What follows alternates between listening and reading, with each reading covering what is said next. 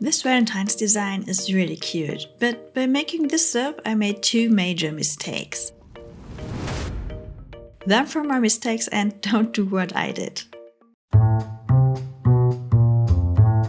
I'm Sue and I make soap making videos and tutorials about soap making. If you want to know more about how to make soap, don't forget to subscribe to my channel so you can learn with me. I'm starting with making the lye solution. Besides the sodium hydroxide, I'm using some additional citric acid, which I use in all of my soaps. After carefully mixing everything together, I put the container into the sink and let it cool down. You can find the recipe for this soap in the video description below.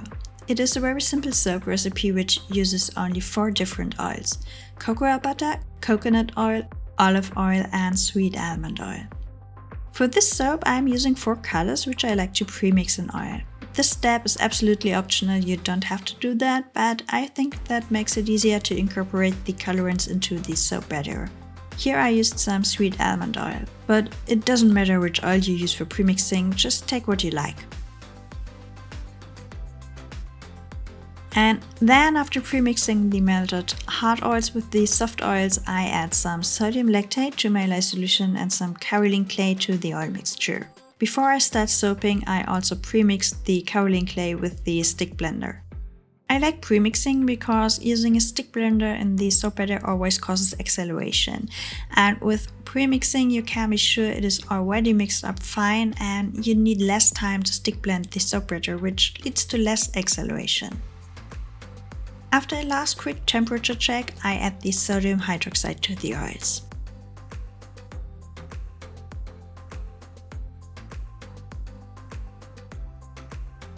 The fragrance oil I use is Blackberry from Nurture Soap.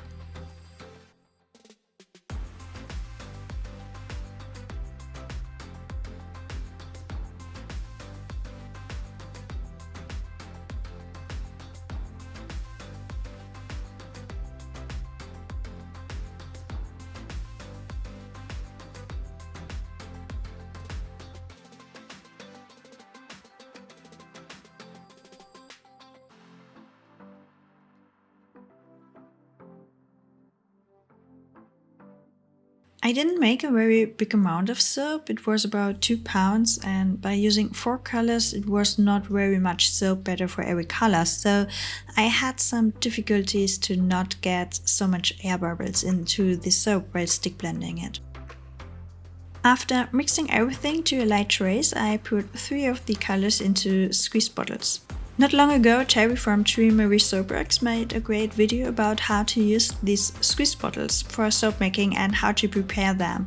It is a great informative video and I highly recommend watching it if you ever want to use squeeze bottles for soap making. I leave a link for you below in the video description.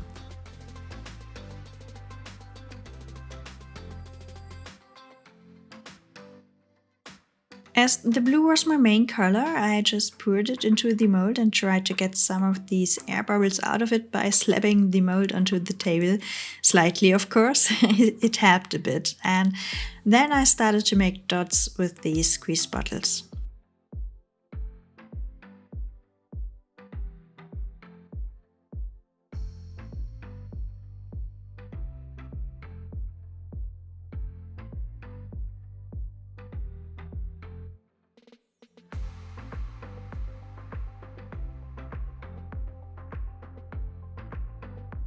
I think all of these dots look really funny and maybe I should make a soap with only these dots, but I wanted to make a heart swirl for this soap, so I took a stick and just swirled around a bit and the dots were getting hearts.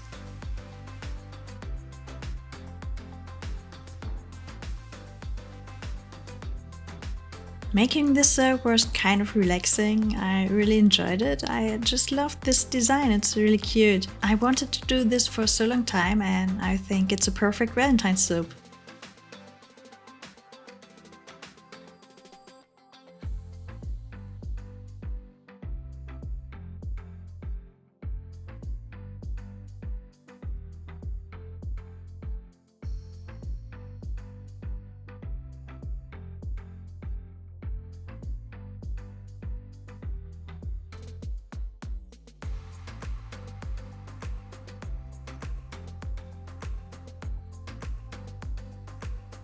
After 30 hours, I unmolded it, and then this happened.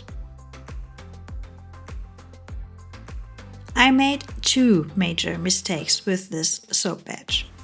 Mistake number one was to use too little of my base color. The blue part should be about 2/3 of the whole soap batter. I just used much less. So the soap ended up to be very thin, and I think this was the main reason why it broke. Another thing is that because I had so little soap batter for the blue part, I had very much batter left from the other colors because I didn't need so much for making the dots. So I took some single piece molds and filled them with the leftover. My second mistake was a real facepalm for me. I forgot to add the extra portion of sodium hydroxide for using citric acid, and when I realized it, it was already too late.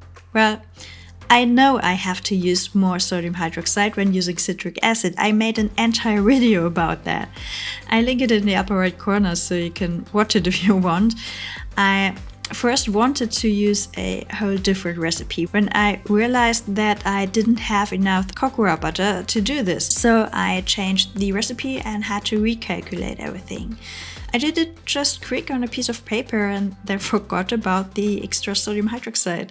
Long story short, I ended up having 17% of superfat in my soap instead of just 5%. Such a high amount of superfat makes the soap so incredibly soft. When I was cutting it, it felt like it was melting in my hands. So if you don't make pure coconut soap, such a high amount of superfat is absolutely not recommendable. But this soap is okay, you can use it, it's just a little bit soft and maybe it will get rancid a little bit quicker because of the high superfat. So luckily I didn't make a bigger batch.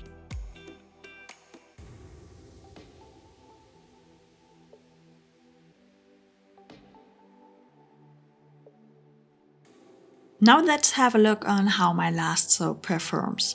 In my last soap making video, I made a soap with fresh aloe vera. You can find the link in the upper right. I like the swirl design very much.